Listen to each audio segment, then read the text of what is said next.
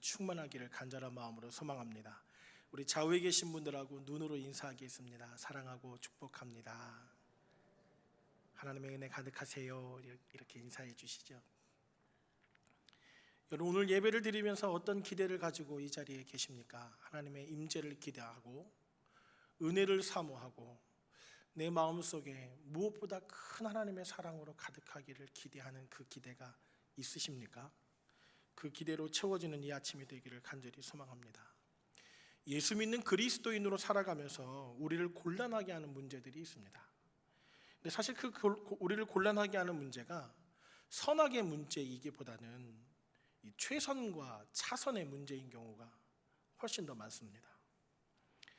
우리 아까 장로님 기도해 주신 대로 이 코로나 사태 때문에 우리가 무엇보다 그럼에도 불구하고 최선책으로 함께 모여 예배하고, 아니 각자의 자리에서 예배를 드릴지라도 주일 성수, 하나님 앞에 오늘이 정말 주의 날인 것을 기대하고 온전한 예배자로 서는가, 이제 그 일들이 점점 차선책으로 선택해서 주일 성소가 이 코로나 이후에 영상 예배로 전환이 되고, 이 젊은 세대들이 아니 이제 우리 교회 안에도 허락되어지는 일들일 텐데, 예전에는 조금 어려웠던 일들 들로 산으로 잠시 한 시간가량 영상을 보면서 예배를 드리는 것으로 면책이 되는 것처럼 느끼는, 또 무엇보다 예수 믿는 삶의 최선으로 술 취함과 방탕함을 끊어내고 살아가기보다 사회생활하면서 한 잔 정도는 괜찮겠지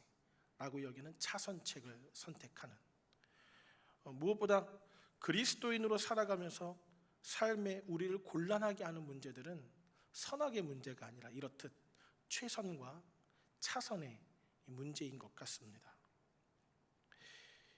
그러나 사실 예수 믿는 그리스도인에게 기대하는 하나님의 기대와 세상의 기대가 있습니다.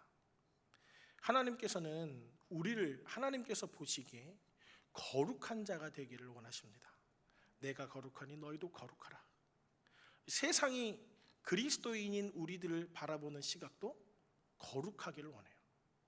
세상과는 좀 다른 모습이 드러나기를 원하죠. 예수 믿는 사람들과 대했을 때 세속적이고 속물인 것 같은 세상적 가치로 가득 찬 세상 사람들과는 예수 믿는 사람들이 좀 다르기를 세상도 기대합니다. 그런데 이 세상의 기대가 무너질 때가 언제인가요? 아까 그 최선과 차선의 문제처럼 별다름 없네, 예수 믿는다, 쟤 분명히 예수 믿는다 그랬는데 같이 캠핑을 가요. 잠깐만 1시간만 예배 드리면 돼. 그리고 같이 놀자. 1시간만 텐트 안에서, 펜션 안에서 예배를 영상으로 드리고 동일하게 주일 성수가 아니라 세상 사람들과 별 다름없게 살아갑니다. 제 얘기는 주일 하루 종일 교회에서 노력 봉사하라는 이야기가 아닙니다. 주일이 하나님께서 제정하신 날로 알고 가정 안에서나 또 성도들 안에 정말 참된 성도의 교제를 이해해가고 성도를 섬기는 것을 기쁨으로 여기고, 이런 은혜를 주일에 누려야 하는데 점점 차선택을 선택하면서 세상과 동화되어져 가고 있는 모습이 지금 현 시대의 모습은 아닌가 싶습니다. 저와 여러분에게 한번 묻고 싶습니다. 정말 예수 믿는 그 일이, 예수 믿는 그 기쁨을 누리는 기대가 우리를 힘겹게 하는가, 아니면 신나게 하는가? 여러분, 예수 믿고 교회 주일날 이렇게 오는 것이 힘겨운 일입니까? 아니면 신나는 일입니까? 대답은 신나는 일로 하셔야죠. 내 마음속에 진짜 그게 신나는 일인가? 아니면 예수 믿으면서 거룩함을 유지해야 하는 그 일이 참 힘겨운 일인가? 여러분과 저 참 하나님만 아는 일이죠. 무엇보다 많은 사람들은 은혜 받는 일을 두려워한다고 합니다. 여러분, 은혜 받는 일이 두려우세요? 기대가 되세요? 대답을 잘 하셔야 되는데 두려워한다고 해요. 왜 그럴까요? 은혜 받으면 변화되거든요. 그래서 많은 남자들은 교회 가자, 조금만 더 있다가, 조금만 더 있다가. 왜요? 변화되는 것이 두려운 거예요. 은혜 받은 삶의 모습이 좀 다르다는 것이 불편해 보이는 거예요. 은혜를 체험하면 거룩함은 수반되어집니다. 세상적 가치로 설 수 없게 하는 것이 은혜이죠. 술을 끊고 담배를 끊고 복음을 전하고 내가 부를 축적하면서 누리는 기쁨이 큰 일인데, 예수 믿으면서 그 부를 나누며 살라고 하고, 내가 정말 밑바닥부터 노력해서 여기까지 왔는데 오히려 예수 믿는 삶은 다시 그 밑바닥의 일을 도우라고 하니 참 그 일이 불편한 일이지만, 은혜 받은 자는 그 일을 기쁨으로 수반하게 되어 있습니다. 그래서 세상이 믿는 자들에게 기대하는 일이 거룩이에요. 구별된 모습을 기대합니다. 그러나 지금 이 시대에 우리가 조금 경계해야 할 일은 유사한 거룩이라는 겁니다. 제가 지난주에도 그런 표현을 썼는데, 유사한 거룩. 하나님의 영광을 위해 살아갑니다. 하나님의 영광을 위해 우리 가정을 형통하게 해주셔야 합니다. 하나님의 영광을 위해 우리 아이들의 앞길을 형통하게 해주셔야 합니다. 하나님의 영광을 위해 부를 나에게 주셔야 합니다. 맞습니다. 하나님의 영광을 위해 그 일을 이루어 주셔야 하는데, 어느덧 우리가 유사하게 하나님의 영광이라는 표현을 하였지만 내 마음의 중심에 숨겨져 있는 동기는 하나님의 영광은 없고 형통, 부요, 명예, 이것으로만 가득 차여 있는 모습을 종종 보죠. 교회 안팎의 문제는 거룩함의 훼손에 비롯되어진다고 여겨집니다. 누가 그러더라고요.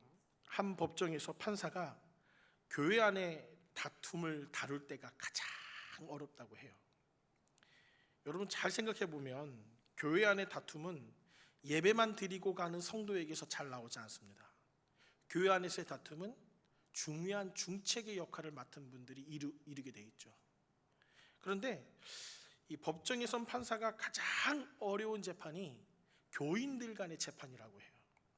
세상 사람들은 다음 재판까지 좀 중재하고 협의하고 오시오 하면 술 한 잔을 마시면서 서로 이해하기도 하고, 또 이렇게 보상금을 내어놓으면서 좀 서로 이해하자라고 하는데, 양쪽 다 이건 하나님의 뜻이라고 얘기를 한다는 거예요. 물러날 수 없다고 얘기한다는 거예요. 그래서 판사가 가장 어려운 싸움이 교회 안에서 교인들 간의 분쟁을 다룰 때 끝까지 가야 된다는 거예요. 참 가슴 아픈 일이죠. 어찌 이걸 보면 우리가 하나님을 욕먹지 않게 살아가는 것이 아니라 내가 욕먹지 않게 살아가려고 하는 모습은 아닌가 싶은 생각이 들기도 합니다. 이 아침에 좀 기대하고 싶은 것은 하나님의 영광이 회복되어지고 교회의 거룩함이 회복되어지고 하나님의 영광이 우리 안에서, 예수 믿는 저와 여러분 안에서 기대함으로 임하여지는 놀라운 역사가 이 아침에 제가 여러분과 기대하는 일입니다.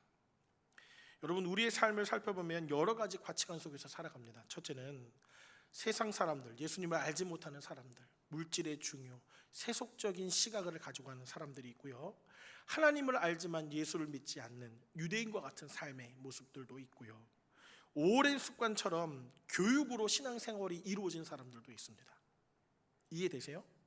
새벽 기도하고 예배드리고 찬양하고 하는 것이 오랜 시간 훈련으로 빚어진 거예요. 은혜로 빚어진 게 아니라 그냥 그렇게 살다 보니까 모태신앙 같은 성도들이 있죠. 그 다음에 예수 그리스도를 구주로 받아들이고 구원의 기쁨으로 삶 속에 그 기쁨을 실현하는 사람들도 있습니다. 또 그 사람들은 예배 자리에 나올 때 기대를 해요. 하나님의 임재를 기대하고 드리는 찬양 한 곡 한 곡이 내 믿음의 고백이 되기를 원하고, 말씀을 들으면 제가 지금도 일대 다수의 말씀을 전하잖아요. 이 목회자가 성도의 가정에 한 사람에게 전하려고 작정하는 본문이 아니고서는 온 성도들에게 전하는데 그 말씀이 나에게 향하신 말씀 같고, 이런 은혜를 사모하는 사람들로 구분되어집니다. 무엇보다 믿음의 사람들은 하나님의 사랑으로 하나님 앞에 예배드릴 때마다 하나님께서 부으시는 은혜를 감격하고 주의 음성에 귀를 기울이고 세상과는 구별되는 기쁨을 감당하겠다라고 하는 그런 기대가 저와 여러분 가운데 있기를 간절히 소망합니다. 이사야는 오늘 본문에 보면 주님을 봅니다. 그 이전에도 이미 구별된 자였지만 오늘날과 같이 지금 이 시대에 이사야가 하나님의 현현을 본 것처럼 우리에게는 이 현현이 직접적으로 드러나는 일은 참 드문 일이지요. 그럼에도 불구하고 하나님께서는 우리에게 믿음의 눈으로 보이지 않는 세계를 보기를 원하십니다. 에베소서 1장 18절처럼 마음의 눈을 밝히사 그의 부르심의 소망이 무엇인지를 아는 것. 나를 왜 이 자리에 부르셨을까? 나를 왜 믿음의 사람으로 살아가게 하셨을까? 내 마음의 눈을 열어 하나님의 뜻을 보게 하는 그런 놀라운 은혜가 저와 여러분 가운데 가득하기를 소망합니다. 오늘 본문 1절에 보면 이렇게 시작합니다. 우시야 왕이 죽던 해에, 이렇게 시작을 합니다. 오늘은 이 말씀을 중심으로 살필 뿐 아니라 더불어서 거룩함이라는 주제로 좀 집중해서 말씀을 전하려고 합니다. 우시야 왕이 16세 때 어린 나이로 왕에 등극합니다. 그리고 52년 동안 장기 집권을 하고 그가 하나님 앞에 인정을 받았던 사람입니다. 반세기를 왕으로 살아갔다는 거 참 놀라운 일이죠. 참 놀라운 일이에요. 그의 업적을 성경에서 살펴보니까 국방을 강화하고 도시와 망루를 건설하고 우물을 만들어내고 목축업과 농업을 이루어내는, 그 당시에 놀라운 일이죠. 나라가 잘 살게 되는 일들을 이룬 왕이에요. 그래서 성경에서 표현하기를 역대하 26장 4절에 우시야가 여호와 보시기에 정직히 행하여, 이런 표현을 써요. 하나님 보시기에 그가 행한 행동이 정직했다는 거예요. 5절에 보면 여호와를 찾을 동안에는 하나님이 형통하게 하셨더라, 이렇게 기록합니다. 어떻게 해요? 여호와를 찾을 동안에는 그를 형통하게 하셨다, 이렇게 기록해요. 심지어는 26장 8절 9절에 보면 우시야가 매우 강성하여 이름이 애굽 변방까지 퍼졌더라, 이렇게 기록해요. 그러니까 우시야 왕이 참 52년 동안 놀라운 통치력을 가지고 하나님 앞에 정직하게 행하는 동안 참 놀라운 권능을 행사하면서 살았습니다. 그런데 우시야는 하나님의 사랑을 또 하나님의 인정을 받았던 사람임에도 불구하고 그에게도 인생의 절대절명의 위기가 찾아옵니다. 그 위기는 교만이라고 하는 위기입니다. 역대하 26장 16절에 보면 그의 마음이 교만하여, 이런 표현을 씁니다. 그의 마음이 교만하여 악을 행하여 여호와께 범죄했다라고 기록합니다. 교만한 것이 하나님 보시기에는 범죄함이라는 거예요. 하나님을 떠나 있었을 때, 아니 그가 강성하여짐에 하나님을 떠났다고 성경은 표현합니다. 그래서 여러분, 인생의 가장 큰 위기는 성공했을 때라고 해요. 하나님을 업신여기는 것, 내가 이 자리에 올라온 것, 하나님의 은혜이지라고 생각했다가 그 하나님의 은혜를 잊어버리고 주님 앞을 찾지 아니하고 내 마음대로 행하는 그때를 교만이라고 성경은 기록합니다. 교만은 선택이 아니라 교양과 예의 없는 겸손이 아니라 하나님의 도우심이 없으면 죽을 것 같은 상태가 겸손의 상태인 거예요. 하나님이 없으면 죽을 것 같은 상태가 겸손인데 하나님이 없어도 된다라고 여기는 마음이 교만인 거예요. 여러분, 오늘을 살아가면서 하나님이 없으면 죽을 것 같습니까? 그 마음이 있는 분들은 겸손한 분이에요. 하나님이 오늘 한 날을 책임져 주셔야 하는데 나와의 관계 속에서, 나와 대인관계의 관계 속에서, 나와의 가정, 내 자녀들과의 관계 속에서 하나님이 없으면 이 가정 깨어나갈 것 같은데 라고 여기는 그 마음이 겸손함이에요. 내 사업장에서 하나님의 도우심이 없으면 망할 것 같은데 라고 여기는 마음이 겸손함이에요. 하나님이 계셔만 주시면 내가 잘하지, 이게 교만이라는 거예요.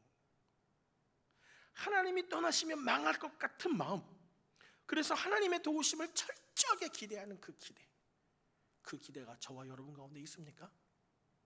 여러분, 이 문제는 아주 현실적인 문제입니다. 아주 구체적인 거예요. 나와 내 형제들 간의 관계 속에서, 나와 내 자녀들 간의 관계 속에서, 교회 안에 사명을 함께 의논하는 사람들의 관계 속에서 하나님이 이 안에 계시지 아니하면 망할 것 같은 마음, 그 마음이 겸손인 거예요. 하나님이 나를 사용하시지, 나를 통해서 이걸 다스리게 하시지, 강성하여지면 뭐가 찾아온다고요? 교만이 찾아오는 거예요. 강성하여짐에 하나님을 떠나는 거예요.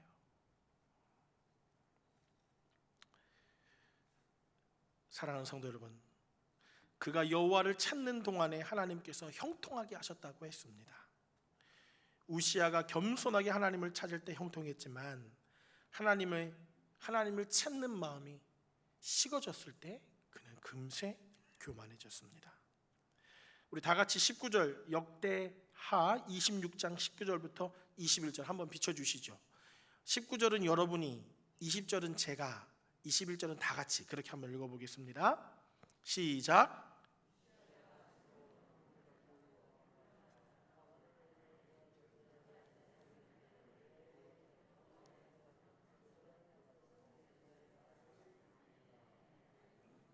대제사장 아사랴와 모든 제사장이 왕의 이마에 나병이 생겼음을 보고 성전에서 급히 쫓아내고 여호와께서 치심으로 왕도 속히 나가니라.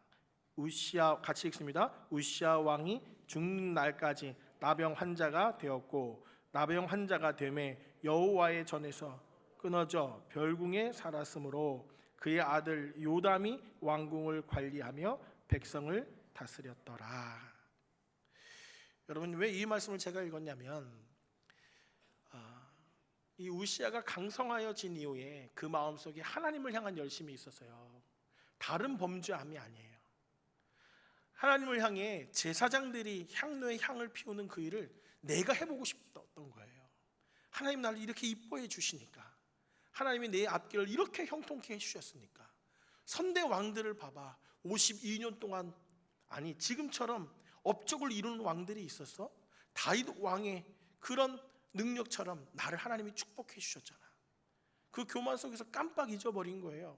제사장들에게만 허락되어져 있는 그 일을 마음속에 강성하여짐의 교만해짐으로 그 일을 선택하게 됩니다. 그리고 그에게 인생 나락으로 떨어지는 아픔이 생기게 되죠. 저 여러분, 이 일을 경계하기를 원합니다. 저도 그렇고요, 여러분도 그렇고요.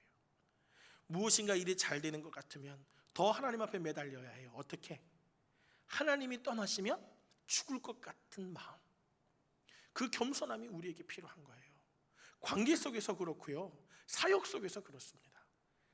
내가 몇 년 동안 이 사역을 했는데 노하우가 있지. 그 노하우는 누가 허락하신 일이죠? 하나님이 허락하신 거예요. 아무리 노하우와 시스템이 명확해도요, 하나님이 떠나신 일은 은혜가 없습니다. 교회는 그래요. 아무리 일이 승차적으로 잘 되는 것 같아도요, 하나님이 계시지 않으면 은혜가 없어요.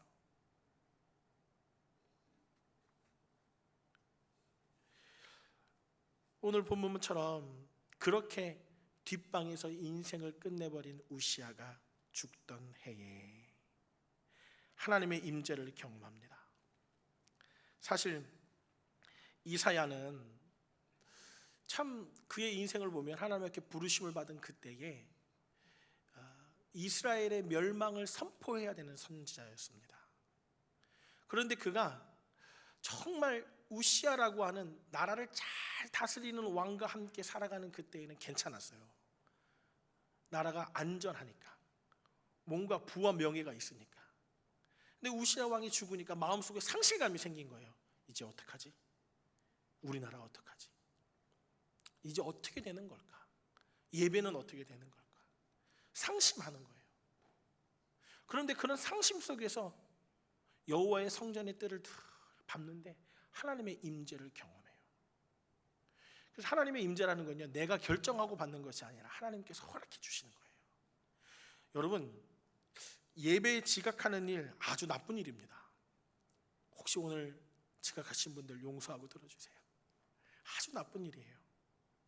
예배에 아무런 기대감 없이 참여하는 일, 사악한 일입니다. 예배를 통해 기대하셔야 돼요. 하나님의 임재를 기대해야 돼요. 내 인생을 바꿔놓는 일이니까. 조금 이따 은혜 받고 싶어요. 그것 때문에 오신 거 아니잖아요. 은혜 받고 싶어서 오셨잖아요. 그렇기 때문에 예배 가운데 기대가 있으셔야 돼요. 10분 전, 20분 전 찬양을 인도하기 전에 하나님 앞에 묵상하면서 오늘은 어떤 은혜를 내게 허락하시겠습니까? 내가 이 세상을 살아가면서 어떤 기대를 가져야 하겠습니까? 그런 기도와 함께 예배 가운데 깊이 하나님을 경험하고 하나님의 임재를 누리는 은혜, 이런 은혜가 저는 저와 여러분 가운데 있기를 소망합니다. 온전한 예배는 하나님의 얼굴을 대면할 때 우리의 약한 모습을 보게 됩니다. 회개의 눈물이 나오는 이유는요, 내가 무엇인가 잘못했던 마음속에 소소한 일들이 막 감정적으로 끌어올라서가 아니라 하나님의 얼굴을 대면하니까. 이사야도 마찬가지거든요. 하나님의 얼굴을 스랍이 찬양을 하는 그 모습을 바라보면서 하나님의 임재를 다 경험하는 순간 그의 연약함을 보게 된 거예요. 내가 왜 내 나라를 바라보면서 이 우시아가 죽은 이후에 나라가 어떻게 될까 염려했고 좌절했지. 내 기대가 중요한 게 아니었지.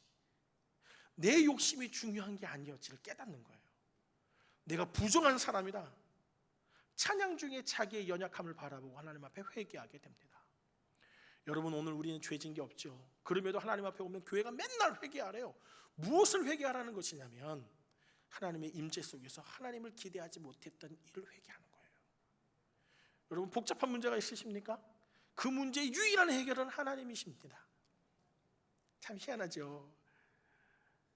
관계 안에 어려운 일이 있으십니까? 내가 잘 이야기해도 그 사람이 그 오해를 풀어줄 거라고 생각되지 않으신가요? 그럼 그 일의 중심에 누가 개입하셔야 돼요? 하나님이 개입하셔야 돼요. 이사야가 그걸 깨달은 거예요. 우시아가 통치하면서 누렸던 그 나라의 부강함, 이제 어떡하지? 주변국에서 침범해 들어오면 어떡하냐고 무엇인가 고개를 떨구고 산책하듯이 성전을 걸으면서 하나님의 임재를 바라보면서 아차,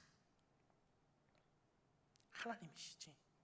내가 기대했던 건 우시아가 아니라 하나님이시지 라고 하는 걸 보게 되는 겁니다. 여러분, 신앙생활 하시면서 그런 기대가 있으십니까? 여러분 안에 당면한 그 일을 하나님께서 개입하셔서 해결하시고 이끌어 가시길 기대하십니까? 그러면 하나님의 임재를 기대해야 하는 것입니다. 하나님의 거룩하심을 보면서 자기의 나약함과 죄된 모습을 바라보고 무엇보다 하나님의 영광을 바라보고 십자가의 죄사함을 바라보고 그가 날 위해 어떤 일을 하셨는지를 깨닫게 되는 사랑, 하나님의 구원하심과 우리를 사랑하시는 그 사랑을 깨닫는 은혜, 나의 실존을 보게 하는 그 은혜가 이 시간 가운데 저와 여러분의 있기를 간절히 소망합니다. 간절히 소망합니다. 하나님께서 사랑하셨기 때문에 이 자리에 계신 거예요. 믿음의 삶이 고되고 힘들지 않은 사람은 없습니다. 하지만 그렇게 힘든 이유는 우리가 막 살 수 없기 때문에 그런 거예요.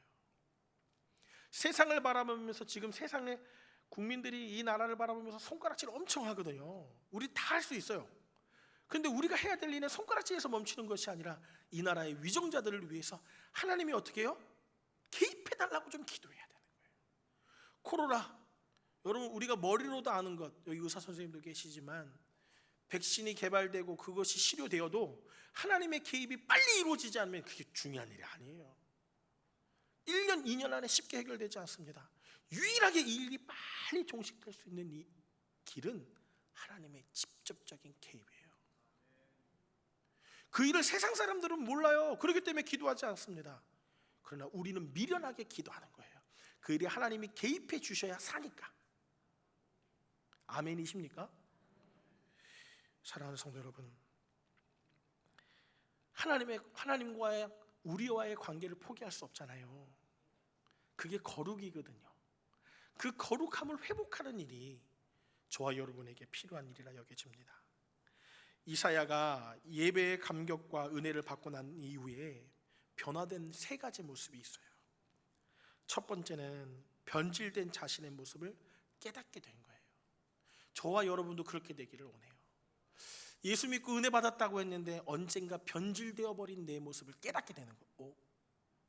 내가 목사 될 때 그때 내가 이런 마음 아니었는데, 내가 중직을 받았던 임직했던 그때의 마음, 나 이런 마음 아니었는데, 교사로 처음 시작할 때 아이들에게 말씀을 전할 때 혹시나 잘못 전하지 않을까 두려움과 떨림으로 전했던 그날, 나 그때 지금의 모습과는 달랐는데, 찬양대를 쓰면서 담배 피고 술 마시고 아무렇지도 않은 것처럼 차선책을 선택하면서 살았던 모습, 나 그때 아니었는데, 이 자각이 오는 거예요. 5절 말씀, 오늘 본문 5절 말씀입니다. 제가 한번 읽어보겠습니다. 그때 내가 이사야가 말하되 화로다 나요 망하게 되었도다 나는 입술이 부정한 사람이요, 이렇게 고백하지요. 여러분, 우리 민족, 아니 우리는 기질적으로 자기중심적인 사람입니다. 여러분들은 자기중심적인 사람이에요. 제가 아이들을 보면서 깨달아요. 아이들 다 자기중심적이에요. 아이들이 타인중심적인 사람들은 거의 드물어요. 다 자기중심적이에요. 그 아이들이 이거 누가 그랬어? 잘못했어. 누구야? 그러면은 저희 막내 아이가 아직 말을 잘 못해요. 근데 누구라 그런 줄 알아요? 언니. 자기가 했는데 물을 엎지르고 음료수를 엎지러도 이거 누가 그랬어? 언니. 그 언니는 황당하죠. 자기는 지나가지도 않았는데, 그 자리를 지나가지도 않았는데 언니. 남의 탓을 해요. 남 탓을 하고 살아요. 그런데 은혜의 감격, 하나님의 임재하심을 경험하면 남 탓하지 않아요. 내 탓이지. 내가 왜 그랬지? 여러분, 교회를 바라보면서 안타까우신가요? 나라를 바라보면서 안타까우세요? 여러분 탓이에요. 아니, 제 탓이에요. 제 탓. 정치인이 똑바로 못하니까 그렇지. 목사님들이 똑바로 못하니까 그렇지. 장로님들이 똑바로 못하니까 그렇지. 아니요, 내 탓이에요. 내 탓. 이 일이 어디서부터 비롯됐지? 내가 기도하지 않았지. 이사야는 은혜를 받은 이후에 나 때문이라고, 내 문제라고 이야기했습니다. 우리 집 안에, 교회 안에, 직장 안에 문제가 있습니까? 내 탓인 거예요. 반드시 은혜를 받으면 자기의 실체를 보게 됩니다.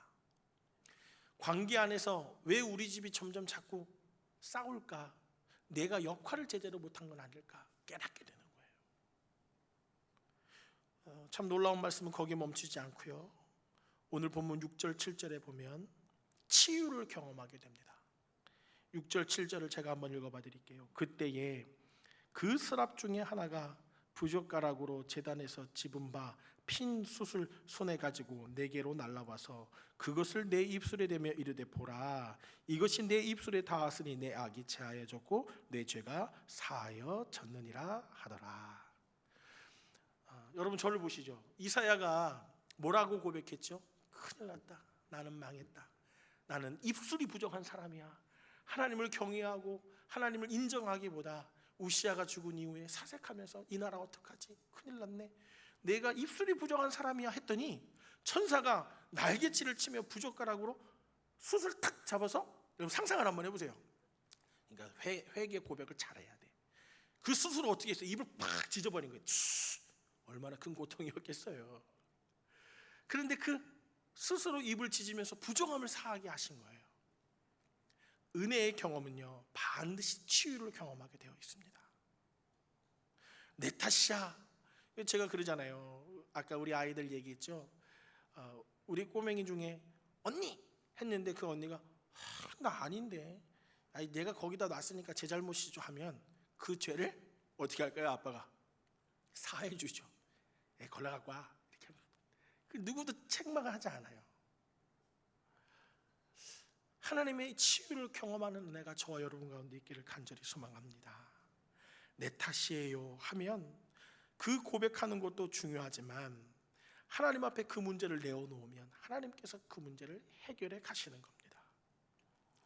성령님이 동행하시면 반드시 치유의 역사가 나타나지게 됩니다. 그리고 난 다음에 나타나는 또 한 가지의 사건이 무엇이냐면 하나님의 심정을 회복하게 됩니다. 뭐라고요?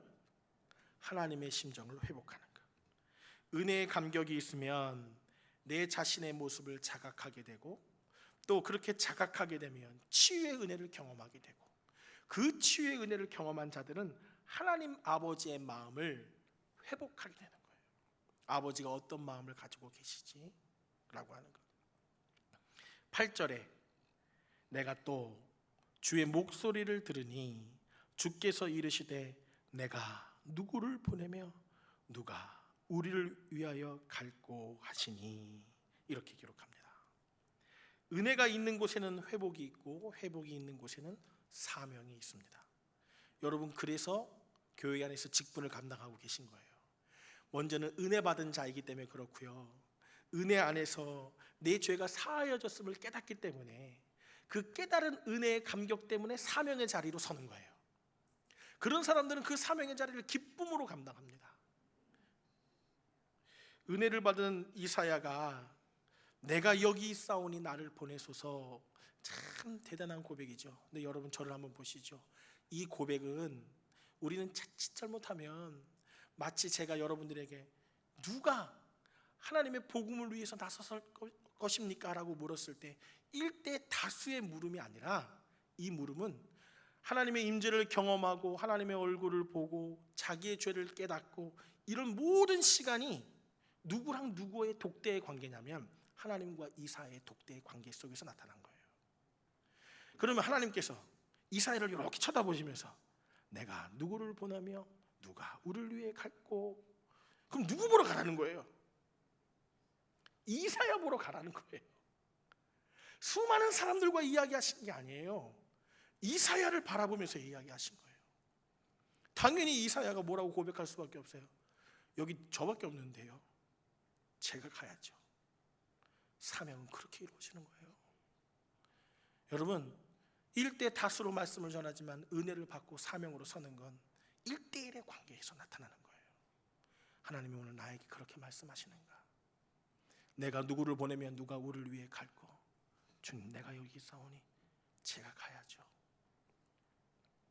그런데 그 일이 쉽지만은 일이 아니에요. 우리의 사명으로 살아가는 삶의 현장, 우리의 삶의 현장이 만만합니까? 여러분, 여러분의 삶의 현장에서 복음을 위해 헌신하고 생명을 바치는 일을 하지 않아도 그리스도인으로 차선이 아닌 최선의 삶을 살아가는 일이 쉽지 않은 일이라니까요. 술 먹고 방탕하고 유린하고 이런 삶에서부터 떠나 하나님 안에 사는 삶을 살아가는 일이 만만하지 않은 일이에요.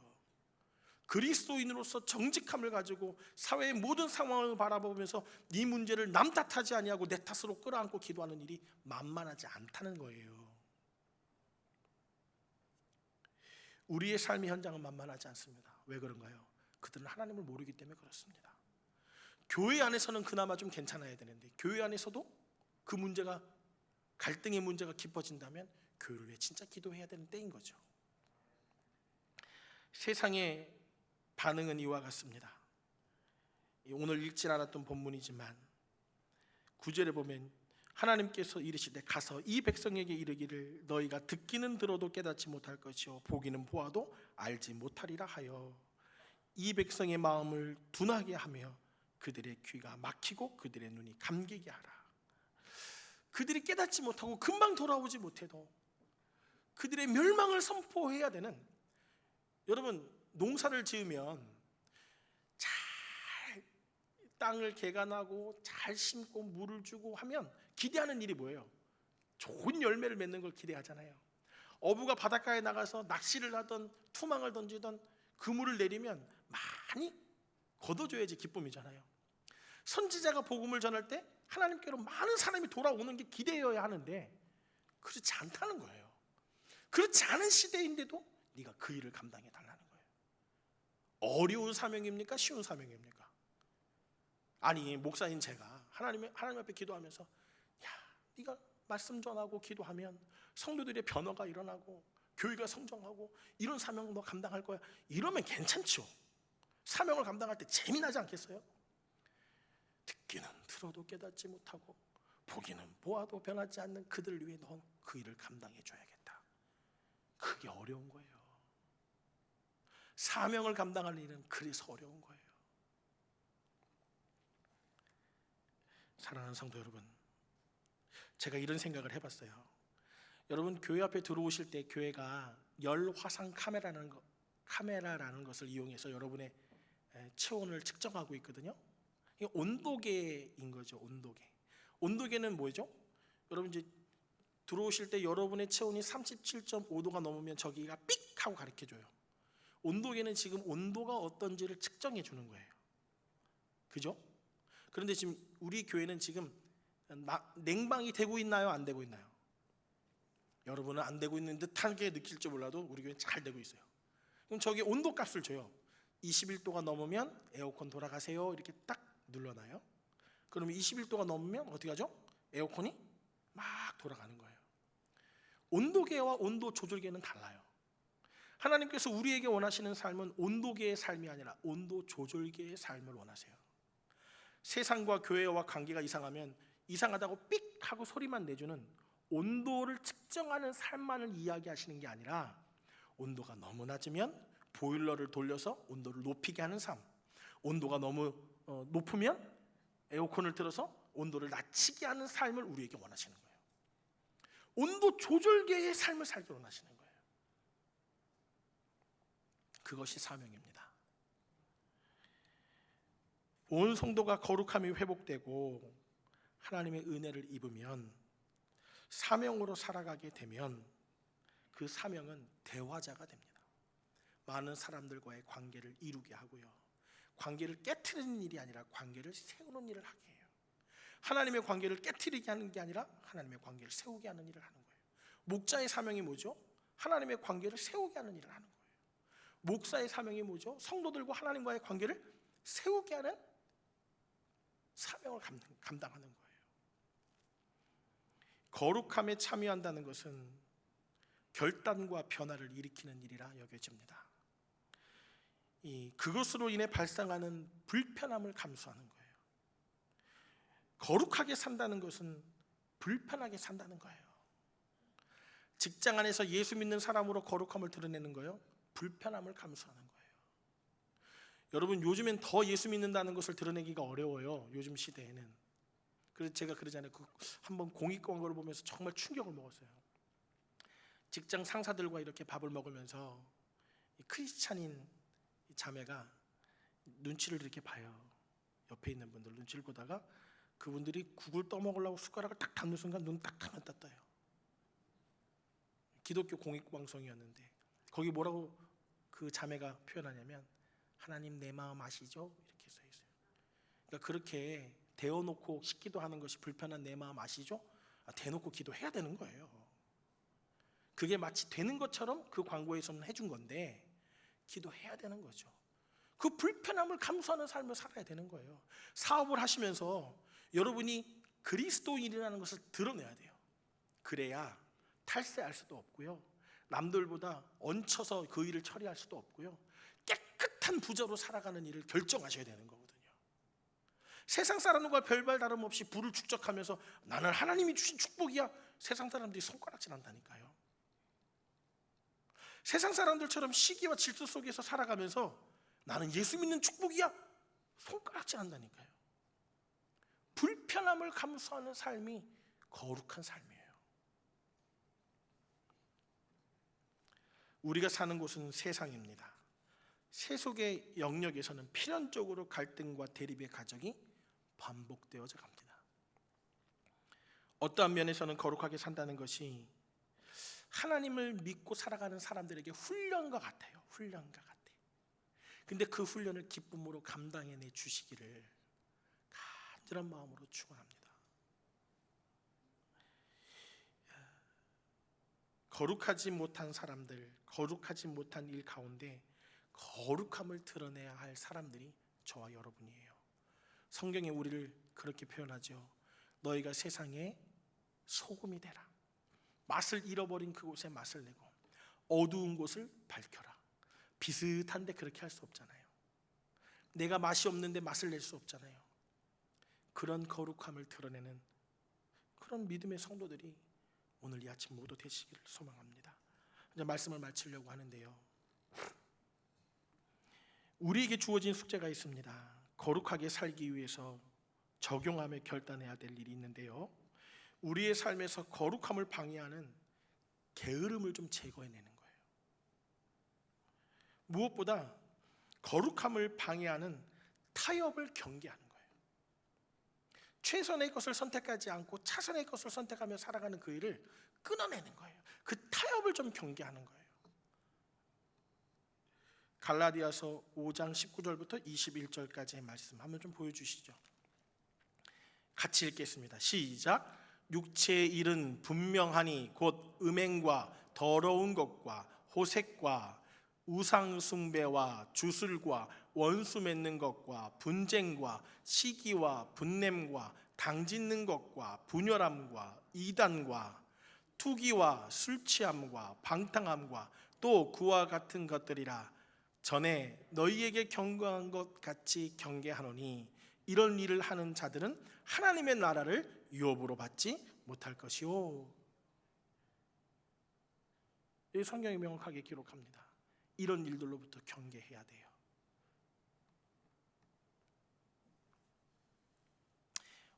여러분 로비에 내려가 보시면 로비에 7, 8월의 주제가 이렇게 붙어 있습니다. 하나님께로 더 가까이, 딱 그렇게만 붙어 있어요. 여느 때와 다르게 올여름 주일학교든지 작년이라든지 또 세대가 통합해서 하는 사역이라든지 모든 일이 하나님과 더 가까이 가기가 어려운 것 같아 보입니다. 하지만 우리의 중심을 하나님께로 더 가까이, 우리의 마음을 은혜 받는 일에 더 집중하여 하나님이 나를 부여잡고 계심을 경험하고 은혜 가운데 사명을 회복하는, 거룩함을 회복하는 저 여러분 되시기를 간절히 소망합니다. 제가 기도하겠습니다. 살아계신 하나님 아버지, 감사합니다.